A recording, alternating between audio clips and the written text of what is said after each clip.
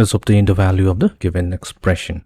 So we will begin by consider the first term. We will multiply both the numerator and the denominator within the parentheses by iota.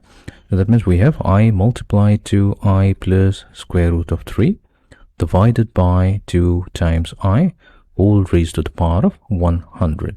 Similarly, we also multiply iota to both the numerator and the denominator. So we have I times I minus square root of 3 divided by 2I whole raised to the power of 100.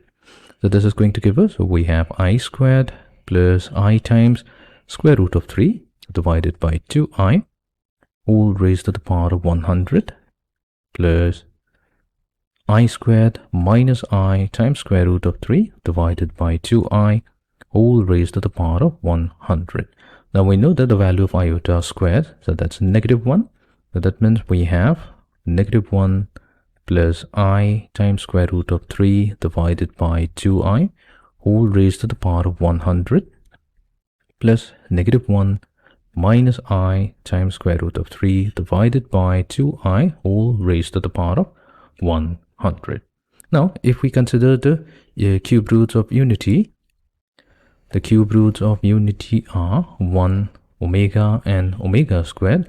Here, omega has the value negative 1 plus I times square root of 3 divided by 2, and omega square has the value negative 1 minus I times square root of 3 over 2, such that when we add the three roots, 1 plus omega square, we should get 0, and when we multiply 1 with omega and omega squared, we'll get omega cube, and this value will be equals to 1. You can verify using the result of omega and omega squared. Now that means we can use these two values to rewrite our expression. So here we have negative 1 plus I times square root of 3 over 2I. So that means we can replace it with omega over I whole raised to the power of 100 plus negative 1 minus I times square root of 3 over 2 will become omega squared divided by I whole raised to the power of 100. Now, we know that 1 over I is simply equals to, so here we have 1 can be replaced with I raised to the power of 4. So iota raised to the power of 4 is equals to 1. We have replaced it in place of 1 divided by I. So that gives us I cubed, iota cubed, and value of iota cube is simply negative I. So that means 1 over iota is all equivalent to negative iota. So our expression now becomes negative iota times omega raised to the power of 100 plus negative iota times omega squared raised to the power of 100. So this gives us negative iota raised to the power of 100 times omega raised to the power of 100 plus negative iota raised to the power of 100 times omega squared raised to the power of 100.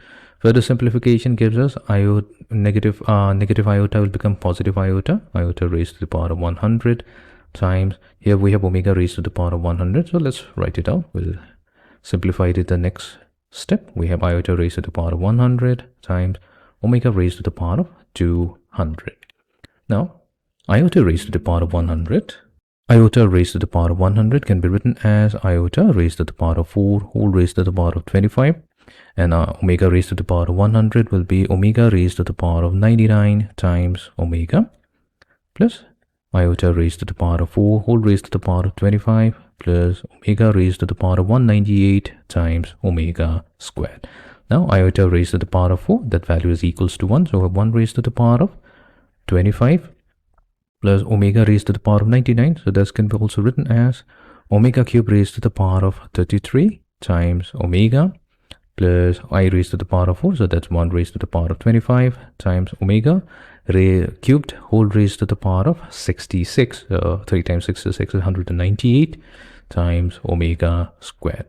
So omega cubed, we know that the product of the cube roots of unity gives us the value 1. So that means we have 1 raised to the power of 33 times omega plus 1 raised to the power of 66 times omega squared, which leaves us with the value omega plus omega squared. Now we know that the sum of the roots of cube roots of unity, that means omega plus 1 plus omega squared, that's equals to 0, which gives us 1 plus omega squared omega plus omega squared equals to -1. So that means our final value will be -1.